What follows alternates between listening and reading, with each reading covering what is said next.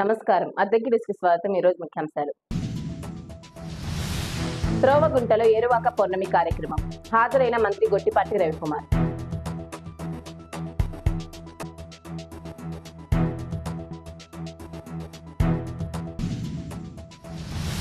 దివ్యాంగ పెన్షన్దారులకు ఉచితంగా వైద్య పరీక్షలు సద్వినియోగం చేసుకోవాలన్న ఎంపీడీఓ సింగయ్య.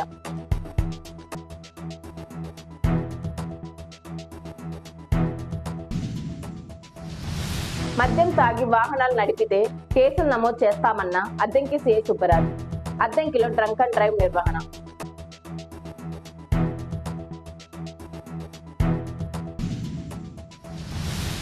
అద్దంకి ఎమ్మెల్యే మంత్రి గొట్టిపాటి రవికుమార్ బుధవారం ఉమ్మడి ప్రకాశం జిల్లా త్రోవగుంటలో ఏరువాక పౌర్ణమి కార్యక్రమం ప్రారంభించారు.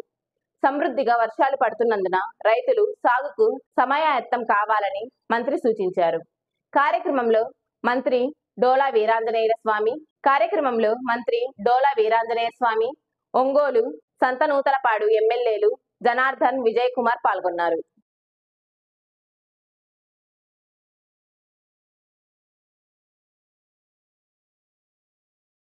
అద్దంకి మండలంలోని అన్నదాత సుఖీభవ పథకం అర్హులందరూ బయోమెట్రిక్ వేయించుకోవాలని మండల వ్యవసాయ అధికారి వెంకటకృష్ణ అన్నారు.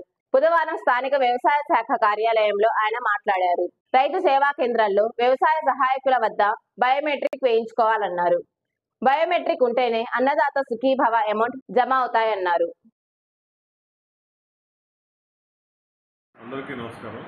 అన్నదాత సుఖీభావకు సంబంధించి అథెంటికేషన్ వాళ్ళు ఎవరైతే బెనిఫిషరీస్ ఉన్నారో వాళ్ళందరూ కూడా బయోమెట్రిక్ అథెంటికేషన్ వేయించుకోవాలి. ఆ యాప్ అన్ని రైతు సేవా కేంద్రాల్లో యాక్సెస్ ఇవ్వడం జరిగింది.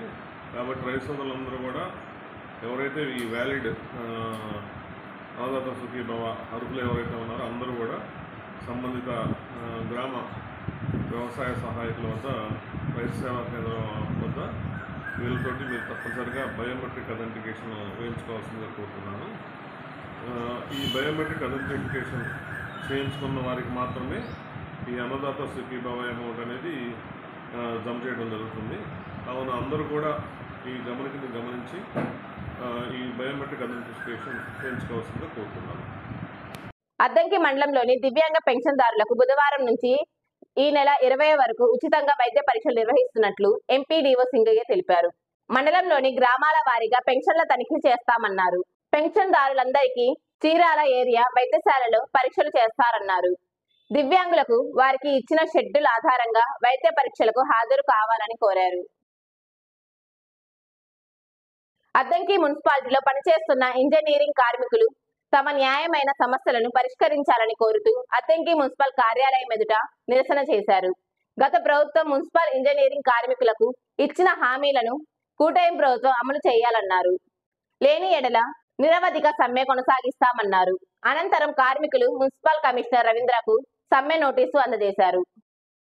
కార్మికులు కనీస వేతనం 20,000 రూపాయలు ఇవ్వాలి. సమాన పనికి సమాన వేతనం ఇవ్వాలి. సమాన పనికి సమాన వేతనం ఇవ్వాలి. సమాన పనికి సమాన వేతనం.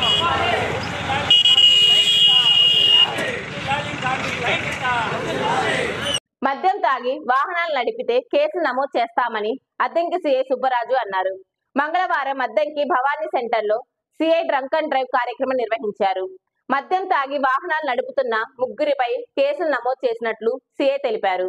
దీనివల్ల పలు కుటుంబాలు నష్టపోతాయన్నారు. రాష్ట్ర ప్రభుత్వం ఇచ్చే సంక్షేమ పథకాలు పొందేందుకు ప్రజలు అర్హులు కావాలని రాష్ట్ర టీడీపీ కార్యదర్శి తూనుగుంట్ల సాయిబాబా అన్నారు. ఆయన భట్టిప్రోలులో మాట్లాడుతూ హౌస్ హోల్డ్ మ్యాపింగ్ చేయించుకొని వారు త్వరగా చేయించుకోవాలన్నారు. రైస్ కార్డులో పిల్లల్ని యాడ్ చేయించుకొని హౌస్ హోల్డ్ మ్యాపింగ్ ను తమ సచివాలయాలకు వెళ్లి చేయించుకోవాలన్నారు.